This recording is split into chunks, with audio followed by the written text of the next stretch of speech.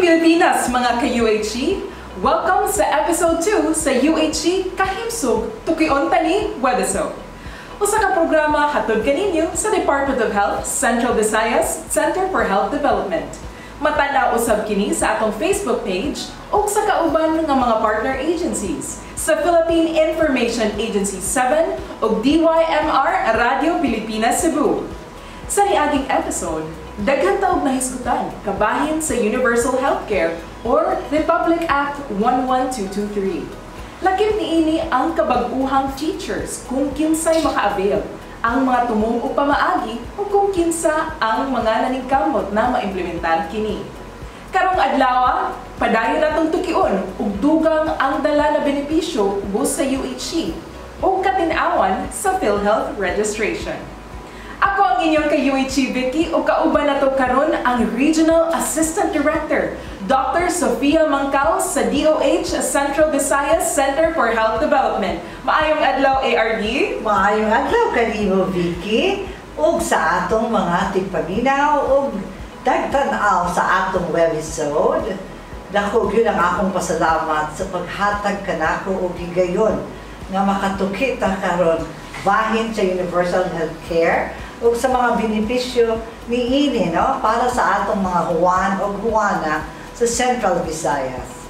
Salamat po ARD ug sa tanang opisyales sa DOH Central Visayas CHD. Malipayon kami nga ania kamo para maghatag og impormasyon nga makatabang sa atong mga followers ug subscribers nga nagtan-aw og naminaw kanato karon. Gianaman og implementar sa mga pipila ka LGU pilot sites ang Universal Healthcare. Sakto gyud na, Vicky, no? Kay ang atong Universal Healthcare gipaningkamutan gyud nga maimplementar nato dinhi sa atong nasod sulod sa unom ka tuig. Atong tumong ani nga mahatagan gyud nato ang katawhan hilabi na sa atong mga kaigsuonan nga kabus nga nagkinahanglan gyud og pagtagad mahitungod sa kahimsog sa panglawas. Buot pa pasabot niini ARD nga libre na ang tanan serbisyo ubos aning Universal Healthcare. Libre gyud ang serbisyo, no? Sama sa basic accommodation sa atong mga kanang gitawag nga health facilities, no? As of now, murag limitado pa gyud ang atong libre kay naa man gud tay gitawag nga co-payment o kanang set nga fixed nga bayranan sa serbisyong inyong i-avail.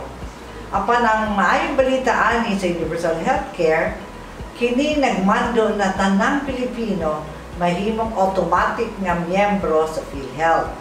Buot pasabot ani nga as long as ikaw usa ka bona fide Pilipino, pwede gud ka makadawat sa benepisyo o serbisyong panglawas. So, maayo gyud ni para sa mga Pilipino kay mahibaw-an na nila daan o pila ang bayran nga serbisyo nga gikinahanglan nila. Tinuod gyud na, no? So, pinaagi niini, gamay na lang gyud ang bayaran kung naa man gani bayranan, no? Kay aduna man gud tay sa PhilHealth nga benefits nga pipila nga serbisyo nga posible walay mabayaran, dili lang mulapas ang serbisyo sa benefit nga girekomendar sa doktor. Kabahin sa PhilHealth ARD, unsa nga mga serbisyo ang ma-cover niini? Okay, so adunay may mga pipila nga serbisyo sa health center, no, or sa RHO nga atong gitawag nga covered gyud na sa PhilHealth. So sama like sa mga X-ray nato, no, and then we have katong mga gitawag na laboratory test, no, kay naaman tay laboratory ana sa atong RHO. So kanang test sa atong dugo nang gitawag nato CBC or complete blood count, and then kanang atong test sa ihi nato, no? So atong gitawag nga urinalysis, no? Kay kaning mga laboratory test mo man gyud ni diri nato makita ang ato kung naagod kay sakit o wala. So these are the basic test nga libre gyud ni nga makuha nato. Kabahin sa tambal naapon tay libre nga tambal, of course naa ni sa health center or sa RHU. Nadungog gyud natong tanan nga adunay mga serbisyo nga ma-avail sa health centers o RHU. So para klaro sa atong tigtan-aw o tigpaminaw karong adlaw ARD, buot pasabot niini di na kami kinahanglan mo adto o hospital kung masakit kami.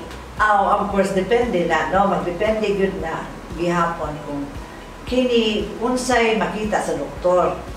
Of course, kaning doktor nga naa sa health center or RHU, kay mao man ni atong konsultahon.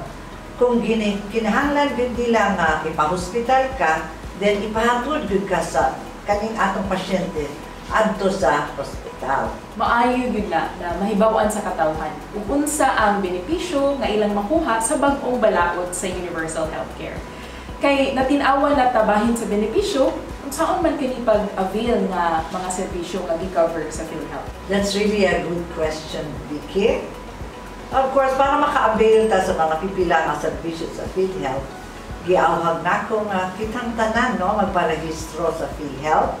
Pinaagi sa pag-adto sa inyong mga health center or sa rural health units nato para mag-guidean gyud ta kung unsa gyud ang proseso sa ani.